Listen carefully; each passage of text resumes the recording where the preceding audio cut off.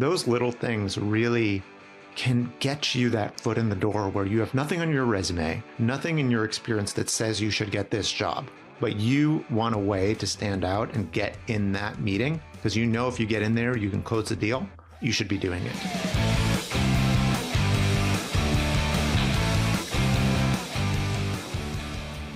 Hello and welcome to another episode of Brave UX. I'm Brendan Jarvis, Managing Founder of The Space in Between, the behaviour-based UX research partner for enterprise leaders who need an independent perspective to align hearts and minds, and also the home of New Zealand's first and only world-class human-centred research and innovation lab.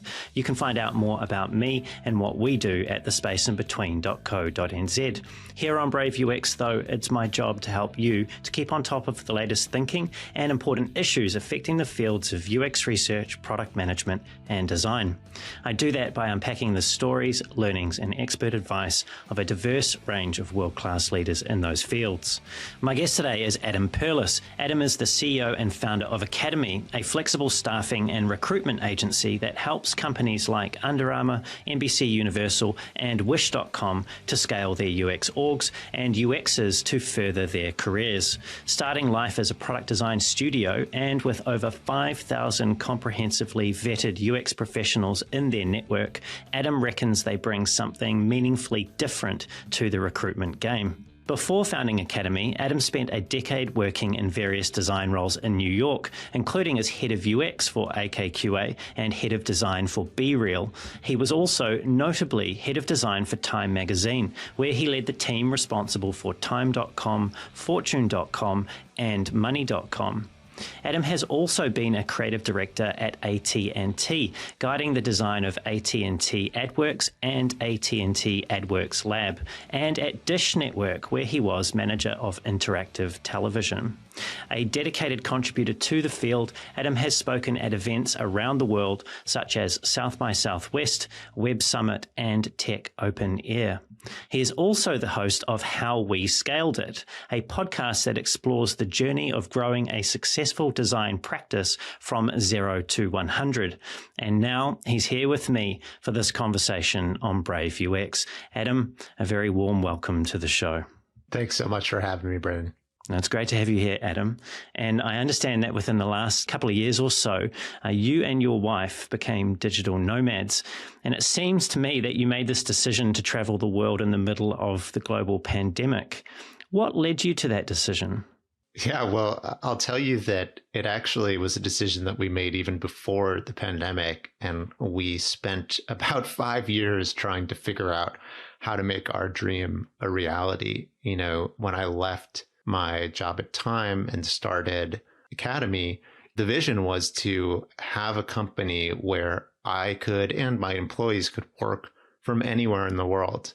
And I wanted to make that possible. I wanted to be able to travel, kind of like the Tim Ferrisses of the worlds that I'd seen out there doing it. You know, we kind of hatched a plan, and everything in the business that we did or that I did, to set it up helped ensure that we were always driving towards that goal. And it probably took about 5 years to truly make it a reality. And that paired with the global pandemic, happening, it kind of accelerated, I'd say, even the timeline of that, just because remote working became so much more accepted.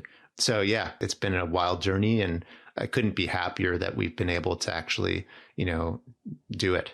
Fortune seems to have been kind in an ironic sense there with the pandemic, facilitating an easier business model for the type of life and work life that you wanted to lead. You mentioned some of the decisions you made earlier on. What were some of those decisions that you made that you feel helped you to create the type of business you now have in Academy?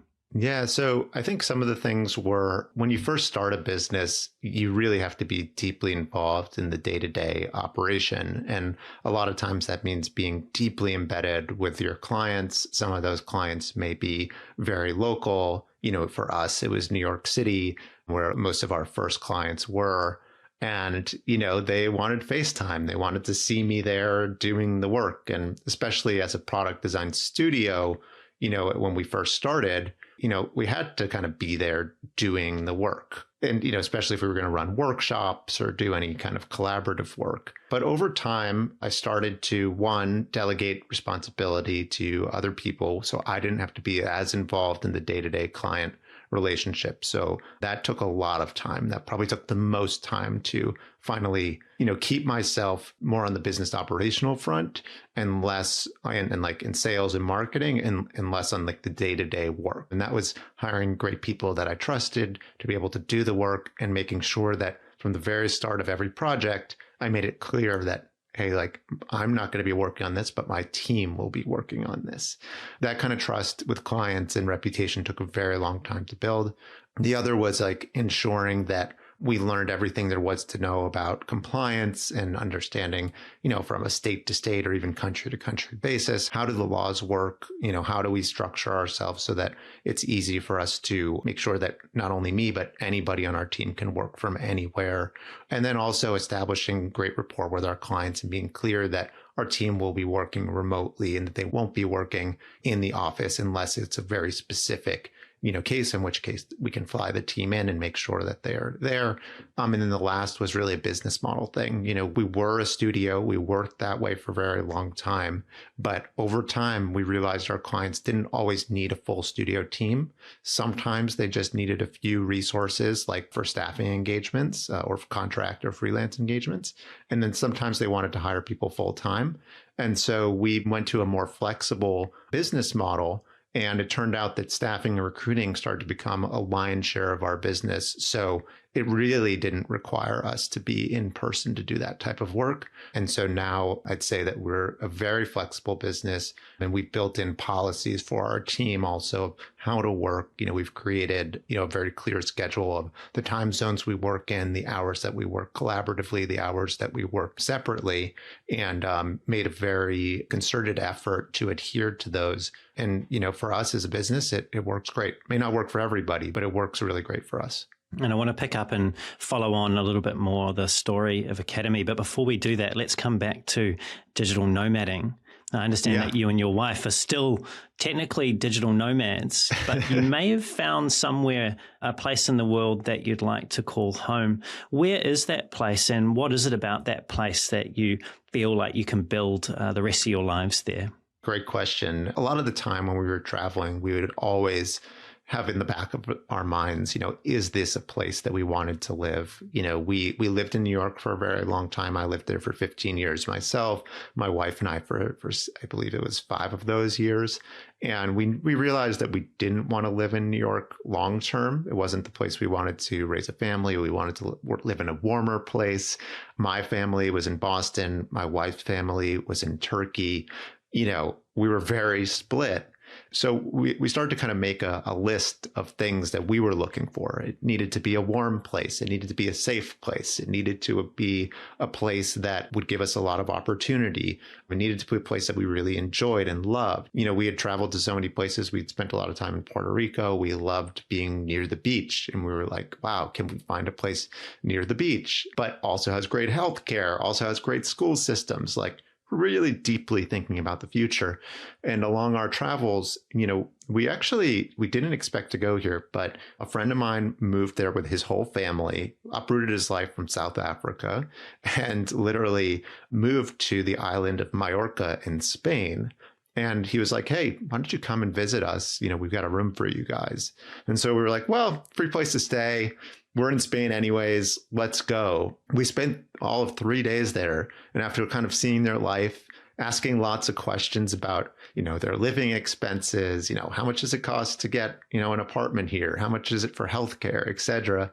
Yeah, we realized it really suited our lifestyle and checked all the boxes that we were looking for that I mentioned before. And not to mention, it's in the center of Europe, right perfectly in between Turkey and Boston, and also flies to, I think, 158 or something countries direct from Majorca's, airport in Palma. So really just hit all the marks we were looking for. Yeah, you mentioned those marks, and you mentioned, obviously you're from the States and your wife is from Turkey, has family there. What was it that you felt that you couldn't find? The States is such a large country, right? There's many different places in the States that may have ticked some of those boxes, and likewise, Turkey's a rather large country too. What couldn't you find in either of those countries that you were looking for? Yeah, so in regards to Turkey, we love it as a country. It is one of the most amazing countries to visit, really in all the world. And I really encourage people, to go and visit. I think there's just like a few things that, we were looking at that didn't really, line up for us. We felt like the quality of the education system wasn't as strong as we were hoping for. While we certainly can live a pretty amazing life there, we felt like the opportunities our children might have living and, graduating from a school in Turkey were as promising as other places.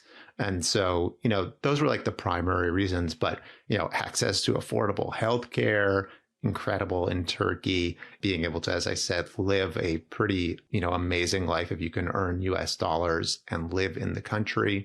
Fantastic. And a wonderful culture that honestly is so embracing and hospitable. All of those things give really high marks to why you would want to live there. But yeah, ultimately it came down to thinking about our future and our kids. And Majorca seemed to, level up on some other areas. So we ended up going with that. And like you were saying, in terms of its geography, Majorca sounds like it's in the middle, right? So you found like the happy medium.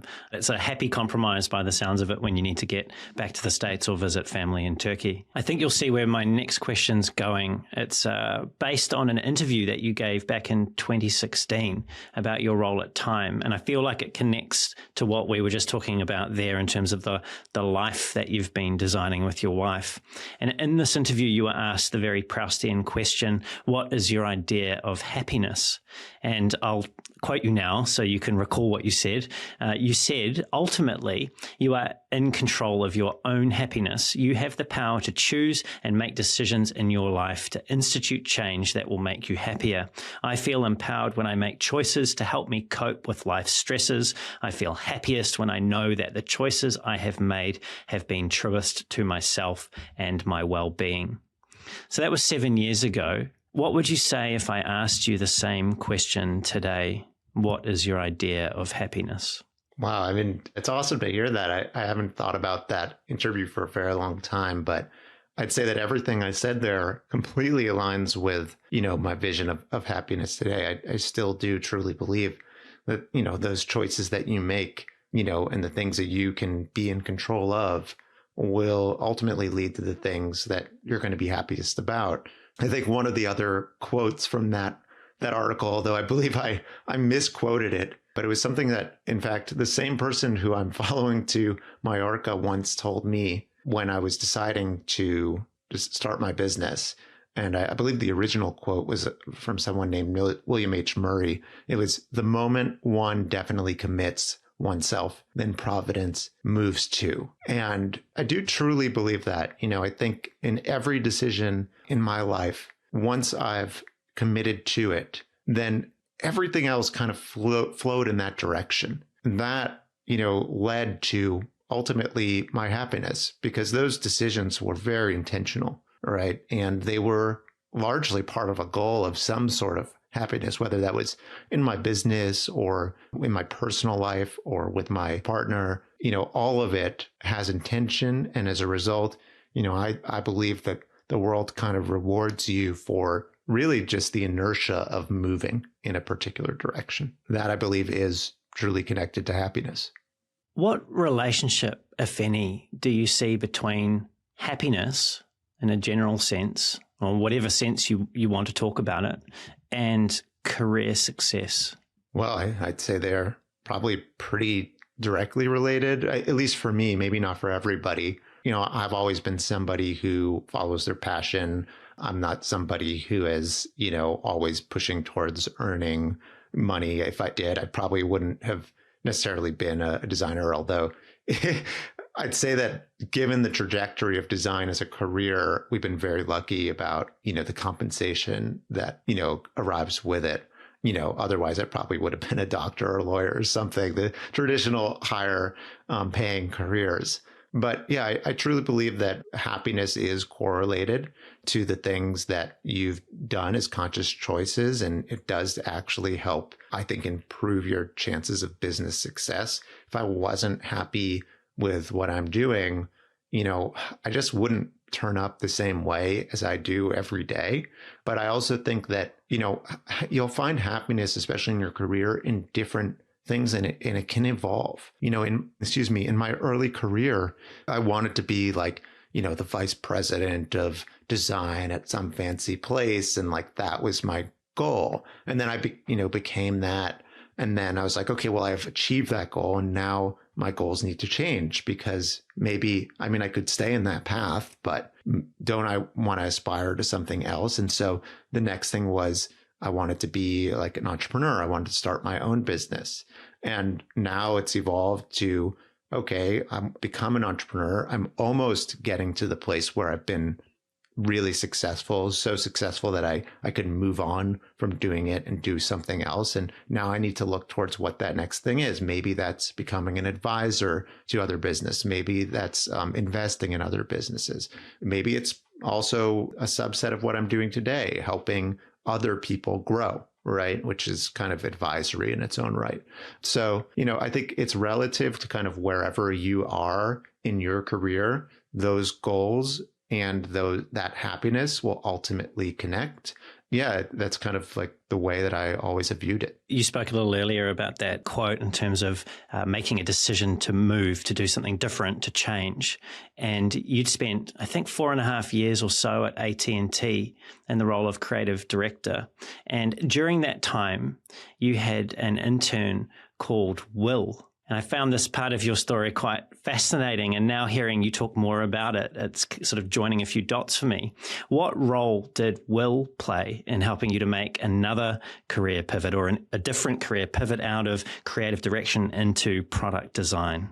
Yeah, it's a great pull. I'm surprised you found this. But yeah, Will, had a pretty pivotal role in helping me transition my career, even though I was still working in the creative industry, but within it. So the backstory is that, Will was an intern of mine at AT&T. And, we forged a great relationship. He was a great intern, very responsible. I treated him well. I think this is definitely a lesson to treat your interns right, because one day they might become your boss.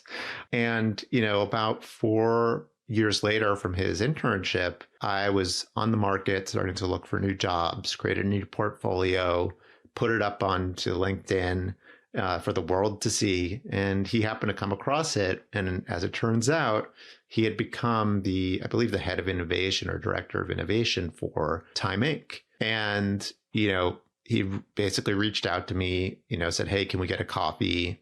During which he told me, hey, we're hiring for a new head of design for Time Magazine. Is that something you'd be interested in? I was like, yeah, sounds like a total dream job. I would love to work there. And he's like, great. Like, I'm going to set you up with an interview. And not more than 3 weeks later, I had a job offer in hand, and I had pivoted from becoming a creative director at AT&T for, 4.5 years to moving into the product design field, which I had some experience in, but it was never my primary job responsibility. And it was due to the help of at the time, a lowly intern who somehow had ascended the ranks all the way up to a director level in 4 short years. So treat your interns right. Definitely. And it's a wonderful example of providence playing out as well. And you were at Time during a really, unintentional pun, really interesting time, quite a critical time in America's political landscape.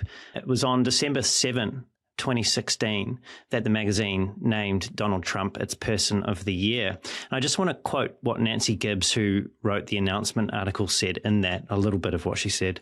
She said that President Trump, this is me paraphrasing, now quoting, received this for reminding America that demagoguery feeds on despair and that truth is only as powerful as the trust in those who speak it. Now, without passing any political judgment myself on those words, clearly it was a massive statement for a company to be making at that time. Cast your mind back to what it was like that day, if you recall.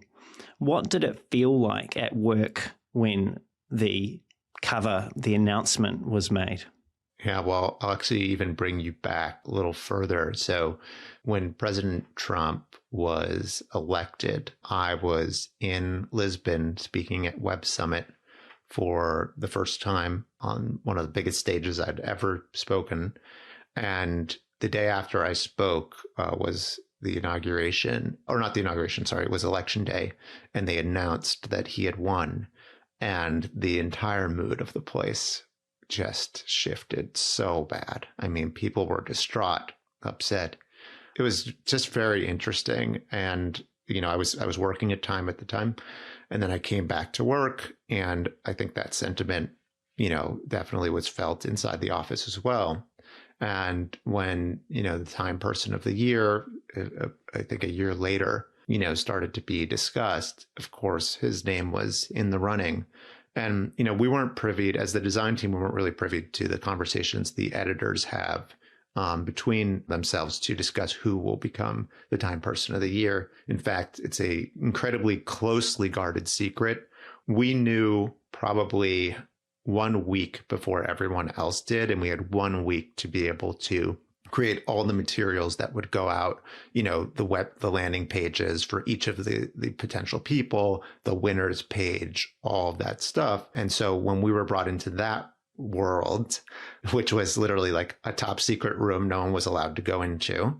And, I have to say that, from a personal political perspective, it was a very tough pill to swallow. And it's kind of hard, I think, when you have to work at a company, especially in a media or news organization, and you're not maybe a trained journalist who, knows how to, put their political views aside. It felt challenging to create work that would represent them in a positive way if you didn't necessarily agree with those people. And there was a lot of people on that list that year that, we didn't really feel aligned. I personally didn't feel aligned with. Can't speak for other people. But, our job is to, basically work as a journalist would, as independently as we can, and let the people, in our editorial staff do their jobs as we always trusted them to do great work. And so we did our job and held our end of the bargain because that was our duty as well. So yeah, it's definitely tough to kind of like have a company kind of represent you in a way that maybe you don't agree with. And sometimes there's a line that you need to draw, but we felt like they handled it professionally enough. And, ultimately, the cover was what it was. And that's who became Time Person of the Year. In your time there, did you feel that company was, clearly it makes political statements through the type of decisions, the editorial decisions it makes. Did you feel that it was safe and welcoming, or how would you describe the environment for a diversity of political opinions and thoughts and feelings around what was occurring in America at that time? Yeah, Time, generally speaking, is an incredibly open-minded environment, where none of us would ever have any fear of retribution or anything like that for expressing our political views.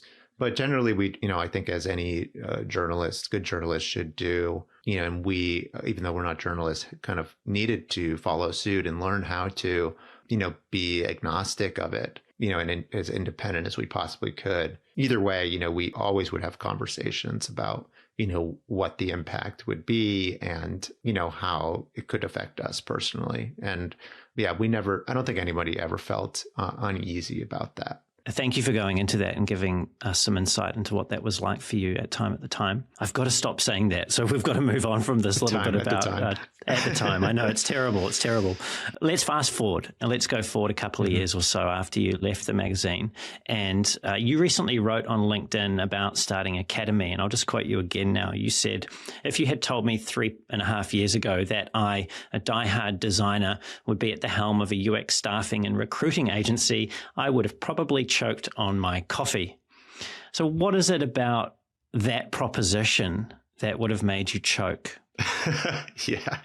Yeah. That's a pretty funny line, actually. It's true, though. I think that a lot of professionals, whether you're in design profession or any other profession, have probably had a pretty negative experience at one point or another in their career with recruiters. And it's for good reason.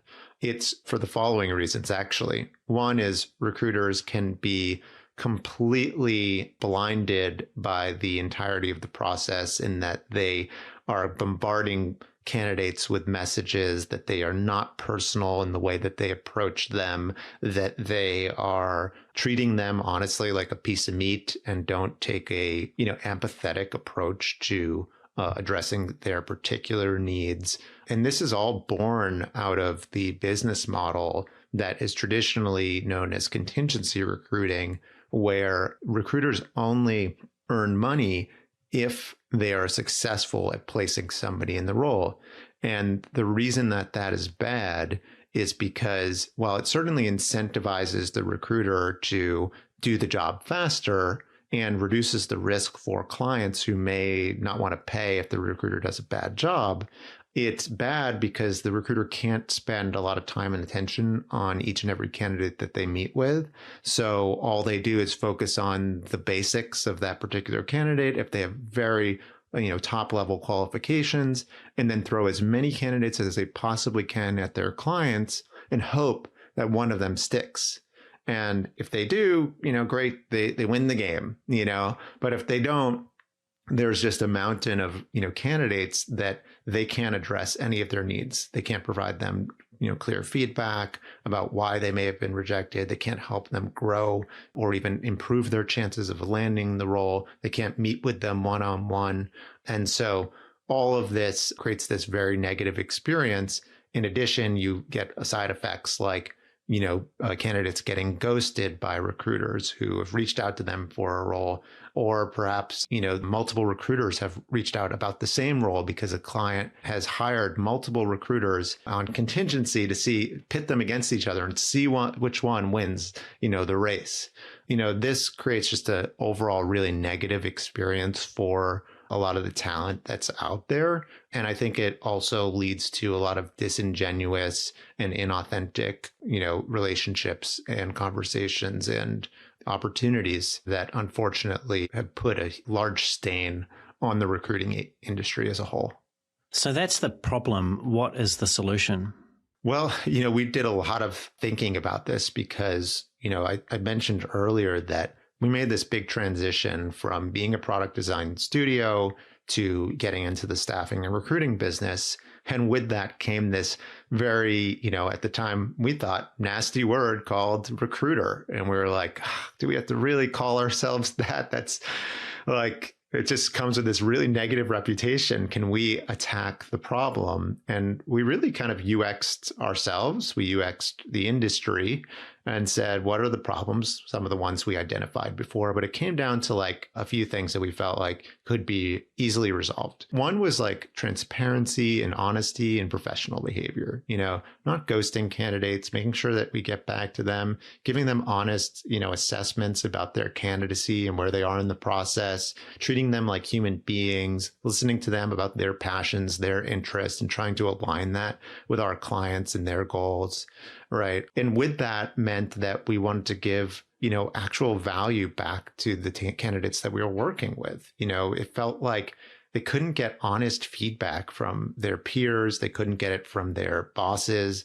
They really couldn't get it from anybody, even the hiring managers that were, they were maybe interviewing for jobs at. So we felt like we could be this unbiased voice that could be honest with them and knowledgeable about the space that they worked in to give them actual feedback to help them grow. And so we often spend hours on the phone with people, literally recording limb videos or listening to how they give their presentation or, working through case studies together and giving tangible, direct feedback about exact things that they can improve to improve their chances of getting a role either broadly or even more specifically at a company that we happen to be working with, because we are often privy to insider information with the clients that we work with, because we do a deep analysis of like, what exactly are they looking for as a client, right, in this role? And then we can give tips to the people that we're interviewing to say, hey, make sure you emphasize that you have 0 to 1 experience, or make sure you emphasize your design system work, because we know that they're looking for that. It may not be in the job description, but we know because we've had those conversations. So we spend a lot of time with that. And then the other thing is, in terms of our business model, we work in what's called a container model. So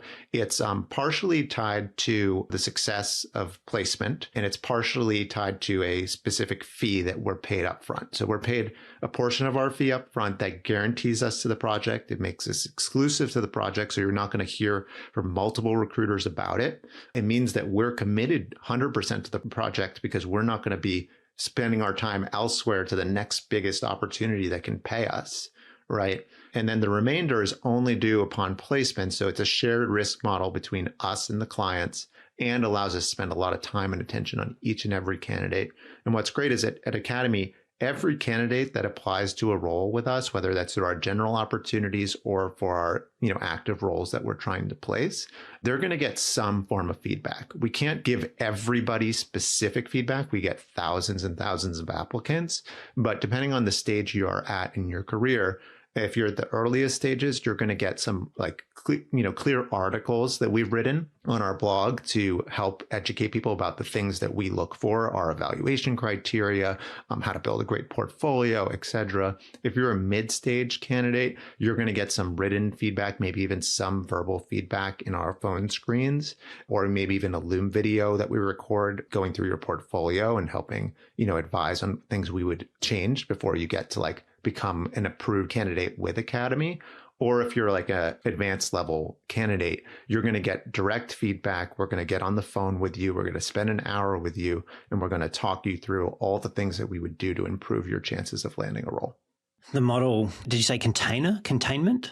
Yeah, so it's called a container model, although there isn't a whole lot of documentation about this out there. It is also sometimes commonly referred to as retained search, but every agency or, recruitment firm, does their own kind of spin on this, but a lot of executive search firms will do a model like this. You may not have industry-wide access to the margins, for example, of your closest competitors.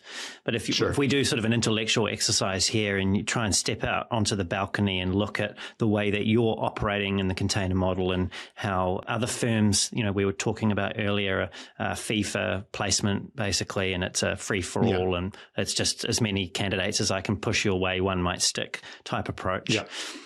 If you look at that dispassionately, which business model wins in terms of margin? Which is the more financially successful, not necessarily emotionally rewarding, but which one do you think wins in a drag race? Yeah, we've of course done a lot of analysis on all of this. And I would say that probably in a drag race, when you have cheap labor and you don't care about your talent and you frankly don't care about the people that are working for you, probably a pure contingency model with enough resources thrown at it ends up earning the most margin. We do make some sacrifices on how much money we earn in order to just provide a better quality experience. Tell me about that then. And this is a theme that's consistently come through from our conversation around decisions, right? That's not an accident. What is it about that that's important to you? Yeah, well, I'd say when we hire people at Academy, everybody is expected to become, if they're not already, an expert in the field of UX. We find that, our competitive advantage lies in the fact that we're able to call ourselves experts. We're able to advise people and speak their language and help them grow as talent. And that not only helps them, but that helps our clients too, who then get a great candidate out of our experience working with them, and that benefits us, right? So it's a nice, circle there, right? So I'd say that, with other firms who may not invest the time and resources that we do into that process, that is just one way that we really improve the quality of our work, but sacrifice on our margin because we have to spend extra time and resources to do it. If you are maybe what do they call it? Like a meat processing plant of like staffing or recruiting agencies, you might hire very cheap labor that is coming directly out of college. You'll, train them on the basics and then expect them to produce crazy results at very, very low pay, and also probably be on some sort of, what is it called in sales when you're working just for, the pay that you earn from sales? Eat what you kill. Yeah, like I can't remember. There's another word, but yes, the eat what you kill model. We don't operate that way. That's another thing we do. We pay our recruiters hourly for their services instead of, or on salary, depending on the type of engagement we have with them. Yeah, that way it aligns them to be one, open to collaboration and not be like sharks in a tank competing with each other, and two, provides, I think, a higher quality experience to our talent as well as our clients themselves. So I think those are just a few of the ways that, we sacrifice from a expense perspective, but as a result, the quality of our work is way higher, and we're not just this chop shop, recruiting organization. Well, let's talk about the talent side of things more now. So something that I understand that you do and that you've invested a lot in is developing your own interview process for candidates. So your own intake interview, for lack of a better term. And you were inspired by the practices that you saw at companies like Airbnb and Google. What was it that you borrowed from them? And what have you done uniquely in your own way? Like, what did you add or change from what you saw on those companies' processes? Yeah, so we did need to make a bunch of adjustments just because, when you go and interview at Airbnb or Facebook or Meta or Google, you're likely going through 6 to 8 different interviews by the time you're done. So we needed a way to kind of consolidate all the best parts of that into a much shorter interview process, because if we were going to require talent come interview with us first, we didn't want to add too many more steps. And even since we first started, we've made adjustments to how we do that. So, with us, one is that we kind of grounded in 3 different things. One is behavior, strategy, and execution. And we've borrowed a lot of these terms and like ways of evaluating talent from all these different companies that we benchmarked against, either from going through the interview process ourselves or reading about it online. And some have done a wonderful job. Intercom, I think we borrowed a lot of stuff from, really documenting that process. And it usually starts with a portfolio review, right? We want to see, is this person capable of the work, right? And a portfolio is really the single best way to do it. And that can be from a designer, like a product designer. It can be from a product manager. It can be from a researcher. Any of those folks can have a portfolio. And I think that's a common misconception that only designers have portfolios. That's completely incorrect, because ultimately we want to see how the work gets done. Now, we refuse any talent who does not have a portfolio to show. If it's NDA'd or something special, we'll make special considerations for that person, but we will be evaluating their background experience before we decide to move forward in any regard if they do not have a portfolio, because otherwise, how are we to know that they're great at their job? We would just then be relying upon some of the things that they tell us anecdotally in their experience, and then their resume, which we don't think are the 2 best measures of whether a person's capable of doing the job. And there's all sorts of other biases that I think are introduced with that as well. So what we do is we start with the portfolio review. We determine if they are at the level we're hoping. We also look at, some of their past experiences to determine if we think, like, roughly speaking, they have the skill and the experience to be able to do the jobs that we are hiring for. And if they pass that part, then we'll agree to either, for general opportunities, we start them out with just a simple phone screen to teach them a little bit about how we work. And then we'll move them into a 60-minute portfolio interview. But for people who are applying directly to a role, if you pass kind of like the initial portfolio review, they move into directly a 60-minute interview. And in that interview, we're going to cover a few things. We'll tell them a little bit of background about us and how we work, and that what they can expect from the process. We tell them about the role and the opportunity in the team. And then we give them a chance to present their work right? We'll go through one case study together. And at the end of that call, we will give them actual feedback about how they did and any pointers we think they could do before moving on in the process. If we think they're not ready yet, we'll tell them explicitly, you need to do these things before we're presenting you to our clients.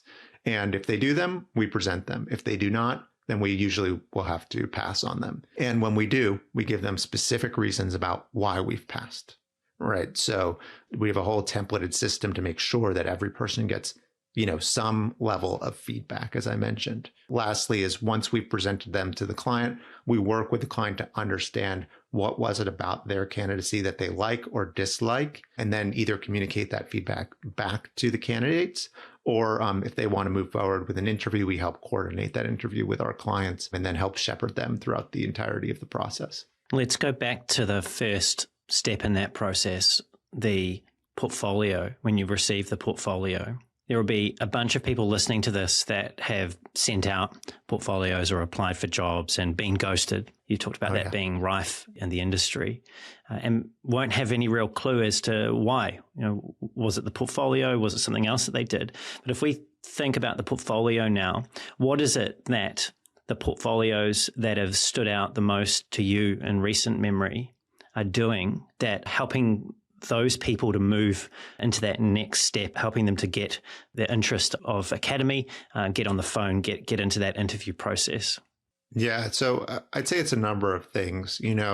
One is having a proper structure, for us, and we document all of this stuff. We send it to people in advance as like an interview guide, what we're expecting to see. We also publish things on our blog about exactly how to build a great portfolio, but usually it needs to have some sort of structure. It needs to identify who the client was, what was the big problem you were trying to solve, what was the process by which you went to uncover those problems and solve them, what were some of the solutions that you came up with, and what was the impact of that work. Right. That's usually the structure that we're looking for when we see people's case studies. The length of which, some people get super, super detailed. Some people are not detailed enough. I think it needs to be some sort of happy medium between the two. But some of the things that we do look for are you showing iterative work? Are you crediting some of your peers that you've worked with? Are you showing a clear connection between the problems that you identified early on and the solutions, right, that you came up with? I think that's one of the biggest things that's often missed. There's a lot of time talking about a problem, but then when you get to the solution, nobody can remember any of the problems because you're not familiar with the project, really. You're just kind of like a bystander listening as the hiring manager, right? Doing your best. So I always tell people, make sure you reiterate what the problem was, in the solution. So that way it's super clear about why you did this. So I think those are some of the ways, from a structural standpoint, that people will stand out. I also think that paying close attention to visual design is critical. People especially designers, like looking at pretty things. And whether you're a designer or a, UX manager, a product manager or a researcher, design's important. So I advise people, hey, look, you may not be a designer, but there are lots of great templates out there that you can pick from and just buy a template and plug in your stuff. Don't try to go at it on your own. So you're saying the cover does matter. It really does matter. Oh yeah. Yeah. I mean, of course, don't judge a book by its cover entirely, but I do think it does matter. If you go to the grocery aisle and you're trying to choose between different types of peanut butter or something, you're going to pick the one with the nicest design bottle in most cases, I think that those things are probably just the basics of what makes people stand out. In terms of getting a hiring manager's attention, one of the things that I often see is we'll get applications. I'll get maybe a LinkedIn message being like, I applied for a role. Here's my resume and, my portfolio. I'm like, great. I've gotten 1,000 of these exact messages. You put zero time and effort into writing this message. What am I going to do with this? I usually just tell this person, thanks for writing me a message. Please make sure you apply on the site. My team will get back to you. But other people who take time to write me a very thoughtful, personalized message about why they want this job or something that, their passion aligned with mine because they heard me in a podcast or a blog post talk about something, any of those personal touches, I get back to them personally. I write them a note. If they want a phone call conversation, I agree to a phone call. And I'll tell you that, I've said this on multiple podcasts and multiple times that in only 1% maybe of the people actually take me up on this. But if you write me one of those personal notes, I will get back to you personally. I will make time for you. You put in the effort, I put in the effort. But those who are going to be super transactional about it, I honestly don't have that much time for you. It doesn't mean you're not going to get the job. You're just not going to get my attention. That's a huge point. And it really isn't a huge ask. Like, what is that? 5-10 minutes to think about what is it that Adam would be interested in receiving. I mean, it's like probably a bit cliche, but that's a little bit of design, really, isn't it? Applied to your job search. And also maybe just a little bit of humanity in the whole process. Like, how important is it really for you to get this job? Like, if you're looking for work, then spending that little bit of extra time, putting something personal together. And I'm sure that people are doing this who are listening as well. But if you're not, it's probably something worth considering what Adam is saying.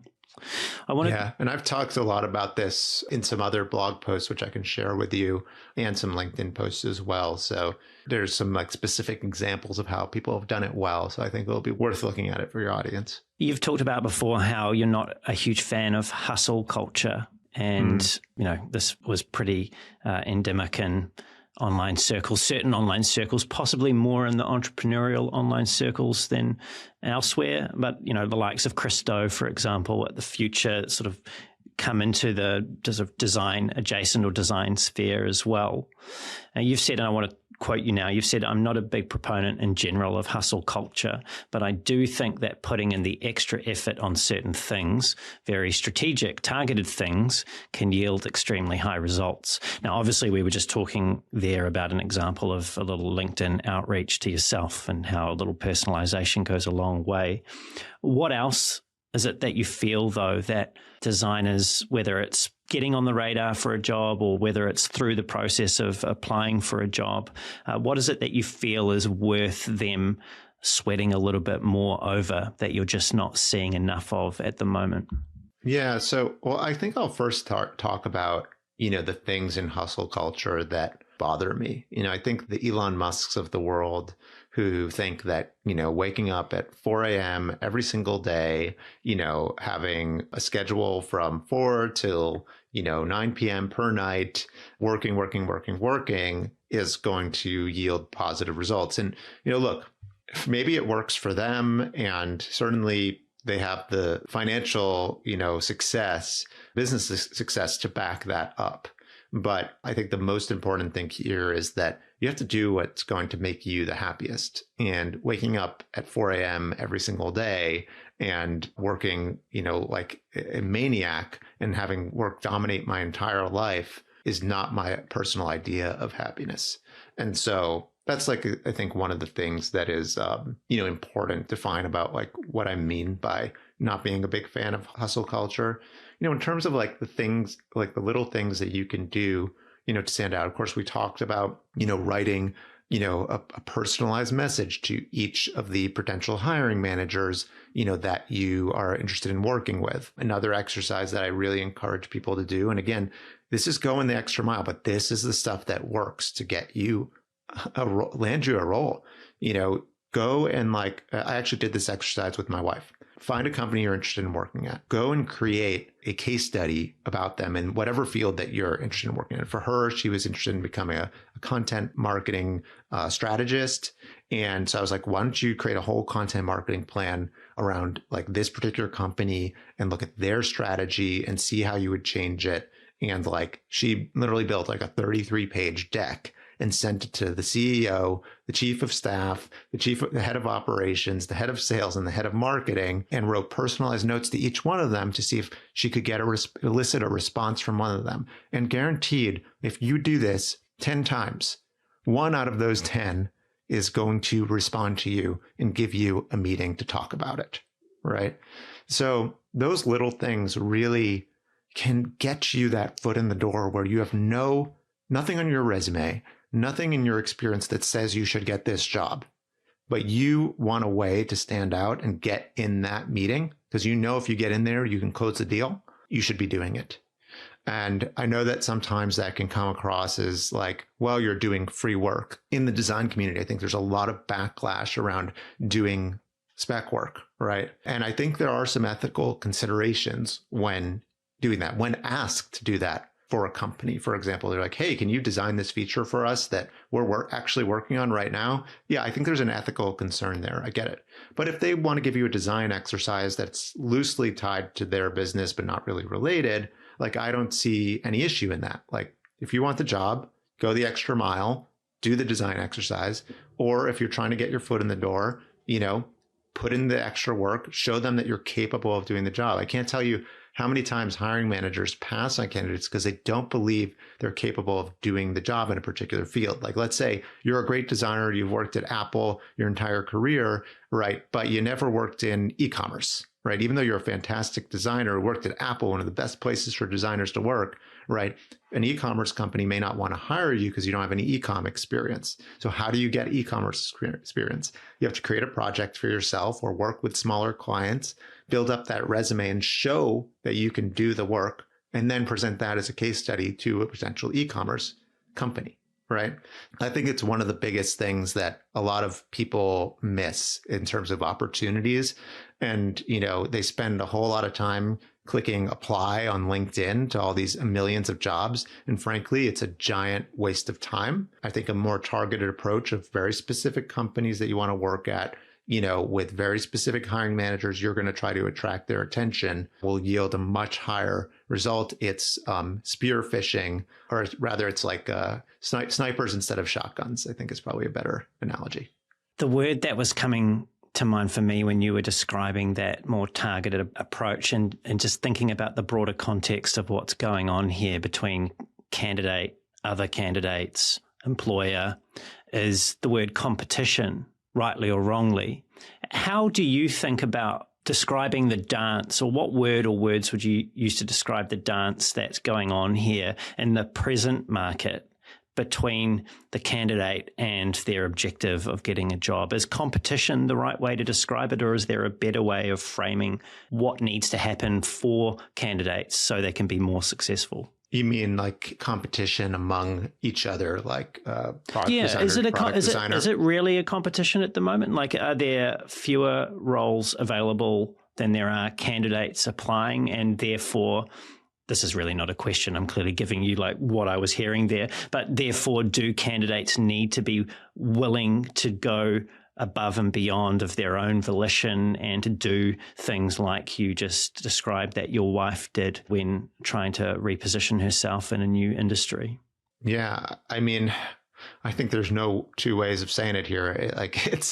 It is what it is. It is a competition. Anytime there's some sort of scarcity, like there is, and it's pretty much almost always, there's never an endless amount of jobs available. There's always going to be a supply and demand issue when it comes to acquiring a job of some sort.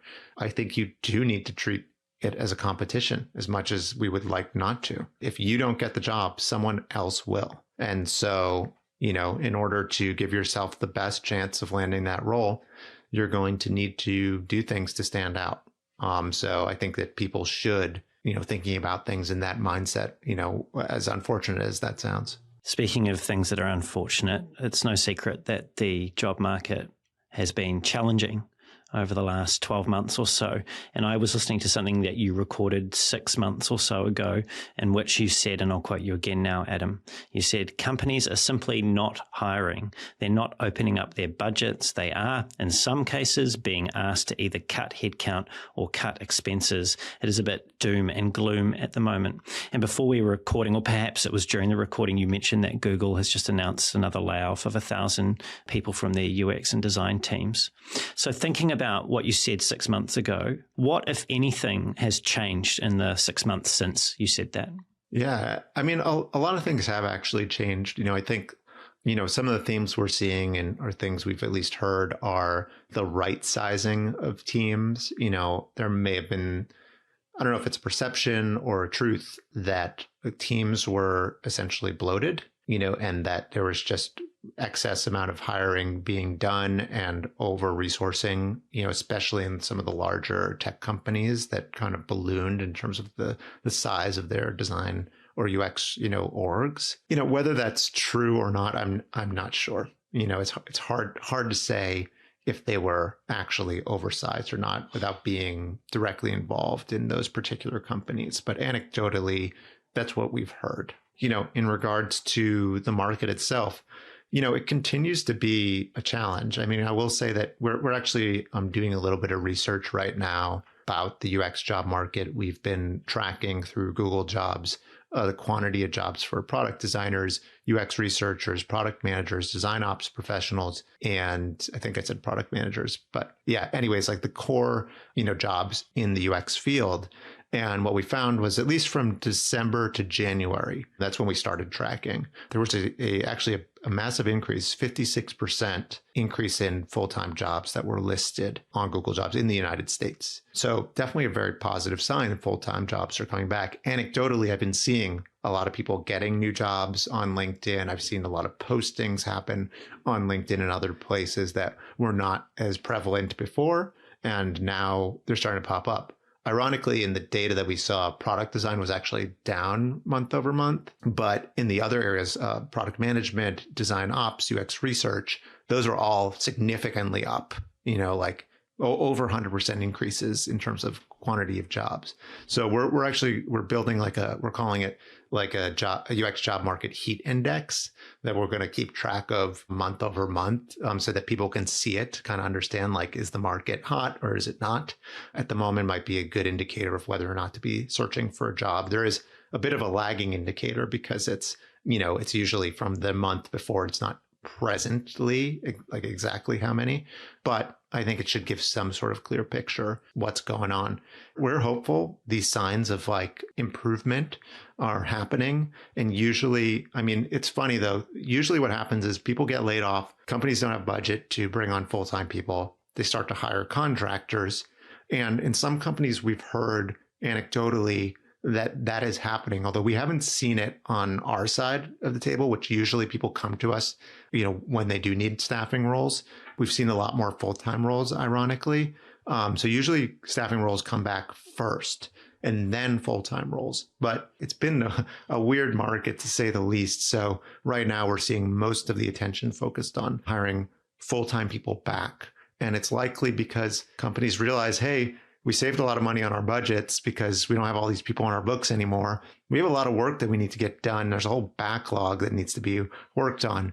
And now we need to hire, UX professionals again to help go do that work because our developers aren't really great designers. Yeah, 100%. Hopefully the hiring practice is matched more keenly to the appetite or the ambitions of the organizations this time round. So there's not such a this is one way of framing it, a violent correction if the market does change again. One of the aspects I was curious to get your insight into, if you do have some insight into this, is that it seems to me at least to be many senior leaders, and I'm talking about mid but more to the late stage career design leaders who are looking for work at the moment. And these are people that have also made some of them have made public contributions to the field. So I'm talking about people that have written books and spoken at conferences, these types of contributions, right? In the market that we're currently experiencing, or at least over the last, say, 12 months in your experience with it, what role, if any, has age or perhaps ageism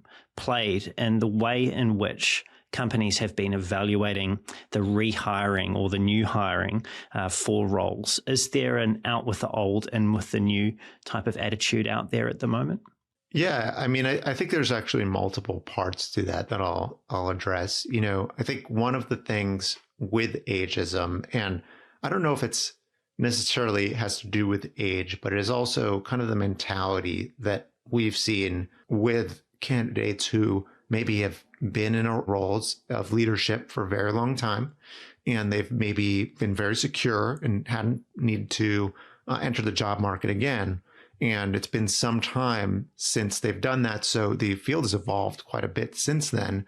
They're not really understanding that, I need to actually create a portfolio of my work and have clear case studies about my leadership, right? Not just like what an individual contributor might do, but more about like a leadership approach. How did I help the team grow? How did I help my people grow? right? How did I manage the success of the product that we were helping build, right? These are things that an individual contributor is not going to be concerned about when telling their story, but a leader needs to. And oftentimes, I think the mentality for more senior leaders has been, well, I've got a great resume. I can just rely on that and that will get me a job. But I think companies are kind of waking up and being like, no, like we need to see the proof you're great at this, not just that you've got a great resume. So I think that's like one of the things. While I don't think it's a bias in regards to ageism, I think it is a mentality thing that needs to be considered. In terms of like, I also want to talk about some practical things, right? There's the quantity of jobs, right? The quantity of senior leadership jobs is going to be naturally, because of the way organization's structured, smaller in quantity than lower level jobs. It's a fact. It's just the way organizations are structured in the hierarchies. So I'll say that generally speaking, it is harder. We're seeing a lot of, as you said, very accomplished design leaders not acquiring jobs for over 6 to 8 months, where in the past it would be probably like a 3-month maximum timeline to get a new job. And so I think that's another thing that needs to be considered in terms of like ageism, to like directly address it. Are companies looking at design leaders and saying, well, they're old, they're not like with the times, I don't know that that affects product design and UX as much as it did like the traditional creative industry. I think age and wisdom and experience is actually really valued in our field. So I haven't really seen much of that. It's certainly not a factor with us.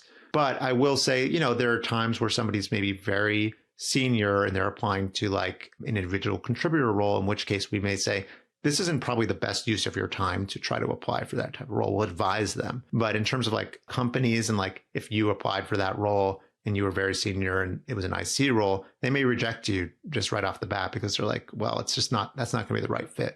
I mean, to say that ageism isn't a factor, I think that would be naive. I think it definitely comes into play to some degree, but it's certainly like not the only thing to consider, when it comes to evaluating whether talent is a good fit for a role. Interesting. It sounded there like you felt it was more of a factor when it came to IC roles as opposed to manager roles. Yeah, I think so. I mean, I don't think age is really going to come into play that much if it's for a manager role. Yeah, there'll be other benefits to a company, like it may be cheaper to hire somebody with less experience, for a particular role, in which case they get a kind of a discount and all that. But yeah, I don't know. I think there's also value in experience. So it really depends on the mindset, I think, of that particular company. So yeah, like I said, it may play in as a factor, but ways to combat against it are to show that you're very capable of doing the work. And that means having a great, leadership portfolio. We created a whole UX leadership portfolio guide that I'm happy to share with you guys, totally free. And we work with a lot of leaders, especially ones who maybe haven't been in the market for a long time and have spent hours on the phone with them, helping them kind of, combat against any of those issues. Yeah, wonderful. If you could send that to me, I'll make sure I put that in the show notes, Adam. I'm just mindful 100%. Of time. We've not got a lot of time. In fact, we're at time. I just wanted to ask you one last question, and this is about a panel that you facilitated last year at 15 seconds, and it was called Designing with AI. What is the impact of AI on the design industry? Now, the panel, my take on it anyway, was the panel felt very optimistic about the impact that AI would make on the industry, that it would not take jobs away, or that it would at least add more jobs to the design industry than it would remove. Now, I want to quote something that you said here during this panel discussion, which was, I'm feeling very optimistic about the future of design, especially as we start to think about how the problems we're going to have to solve given these new tools that we're building. So I feel really good about it, and I think the people in this room should too. I'm assuming the people in the room there were designers or people in the industry.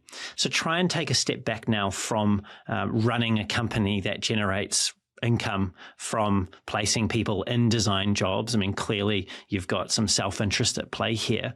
What is it specifically, if you can isolate it, that designers should feel so good about when it comes to AI over the next couple of years? Yeah, I mean, AI every day is evolving. I mean, from where we were when we when I help facilitate that conversation to where we are now is already a huge, there's been huge leaps and bounds.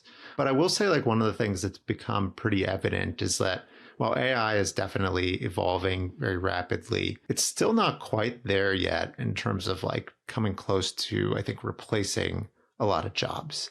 I think what we found is that it's helped make a lot of processes more efficient. I certainly use it on a daily basis for my work.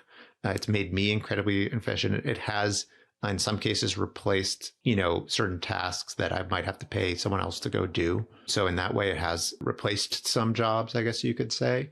But for the most part, it just makes me have superpowers. And whether that's running my company, or I think also a lot of, more design professionals out there that are, tactically working on the work these days have been using it to help them, honestly design and work a lot faster.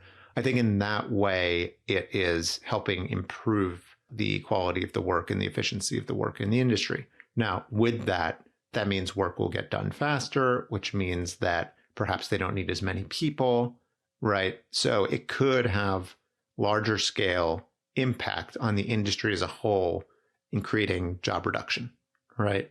So I won't say that it's not going to take away some level of jobs. Completely replace, like as a function, it would be very hard for an AI to do all the jobs that a UX team, for example, does, right? From product management to product design to research. It'll certainly assist in a lot of those functions, but to completely replace would be like, I don't know, it would have to be a pretty remarkable feat for an AI to be able to do it. But yeah, I think like that's kind of where I stand today. It's a tool, it's helpful, it's not replacing us, but I think there are larger order effects that we'll start to see a few years down the road in terms of the industry size probably decreasing a little bit over time. Interesting prediction. Or maybe I'll catch up with you in a few years and we'll shake it out and see where the industry landed. I hope that I'm right, because I'd rather it take a small haircut than basically do a hair transplant. Yeah, wouldn't we all? And everyone listening to this would probably agree for sure. Yeah. Adam, it's been great to hear your perspectives today and for you to shine a light for us on design recruitment. Thank you for so generously sharing your stories and insights with me. And thank you so much for having me, Brendan. It's been such a pleasure talking to you. Right, absolutely been my pleasure. Adam, if people want to connect with you and find out more about what you're doing, about Academy and all the great things that you're doing with Academy to help people get the right kinds of jobs for them, what's the best way for them to do that? Sure. If you want to learn about Academy, you can go to our website, academyux.com. We also have a blog.academyux.com, where we have a lot of amazing content. And then, of course, our podcast, How We Scaled It for Design Teams, where we talk to design leaders about really their journey of scaling a design team from, 0 to 100. And so those are some of the ways. And then from a personal perspective, if you wanted to follow along, I do post a lot of content on LinkedIn. So you can find me on LinkedIn. I think it's just at Adam Perlis. And yeah, those are probably the best ways to connect. Wonderful. Thanks, Adam. And to everyone who's tuned in, it's been great having you here as well. Everything we've covered, including where you can find Adam and Academy, all of that will be in the show notes. So don't forget to check those out. If you've enjoyed the show and you want to hear more great conversations like this with world-class leaders in UX research, product management and design, and also now design recruitment, don't forget to leave a review, subscribe, and tell someone else about the show as well. That's probably the best thing that you could do. If you want to reach out to me, you can find me on LinkedIn. There's a link to my bio at the bottom of the show notes, or you can head on over to my website, which is thespaceinbetween.co.nz. That's thespaceinbetween.co.nz. And until next time, keep being brave.